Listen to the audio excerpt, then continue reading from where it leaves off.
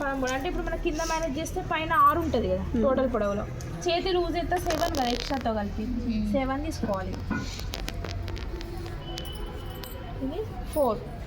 ఇది పట్టు ఎంత ఉంటే అంత 3 ఉంటే 3.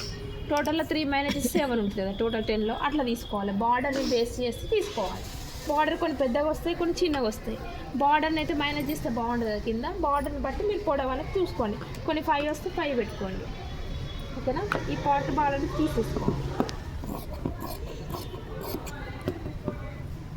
సేమ్ దీనిలాగా లైనింగ్ కట్ చేసుకోవాలి. ఇప్పుడు మిగతా దాంట్లో 6 కదా, 6 పైన పఫ్కు 3 కదా, పైన 3. ఇప్పుడు టోటల్లా మామూలుగా చంకదైతే 8, మనం ఎక్స్ట్రా ఒక 5-6 ఇంచులు కలుపుకోవాలి. 5-6 ఇంచులో 3 ఉంది కాబట్టి ఇంకా మిగతా క్లాత్ అనేది జెయింట్ వేసుకోవాలి. ఇక్కడ జెయింట్ టోటల్గా 8 తర్వాత మనం ఎంత అనుకున్నాము, ఒక 5 ఇంచులు అంటే 5 ఇంచులు అనేది జెయింట్ వేసుకోవాలి సరిపోకపోతే. సేమ్ అట్లనే ఇక్కడ కూడా ఎంత వస్తుంది, మామూలుగా 5-6 ఇంచులు అంటే సేమ్ 5-6 ఇంచులు వస్తుంది. 5-6 ఇంచులు కదా ఇక్కడ వచ్చేది, 5-6 ఇంచులు వస్తుంది. ఇది ఇట్లనే ఉంచండి మీకు కన్ఫ్యూజ్ కాకుండా. ఇక్కడ నుంచి ఇక్కడికి మామూలుగా హ్యాండ్ తీసుకుంటే అప్పుడు 10 కదా, 10 కదా. ఇప్పుడు ఎంత డౌన్ చేస్తాం, 3 డౌన్ చేస్తాం. ఇక్కడ నుంచి 3కి ఒక లైన్. నార్మల్ హ్యాండ్ ఎలా కట్ చేస్తాం, ఇలా ఇది కదా షేప్.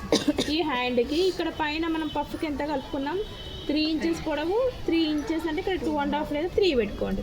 మీకు ఎంత అయితే అంత చూసుకొని షేప్ ఇక్కడ 5-6 ఇంచులు జెయింట్ కట్ చేసుకోండి.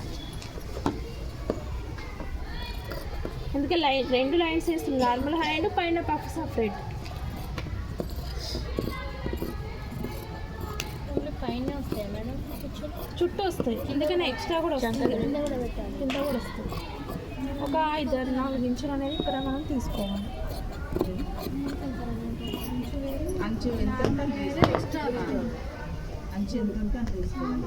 ఇంకొక ముక్కు ఉంది చూడండి కింద పడి లేదా ఉన్నది.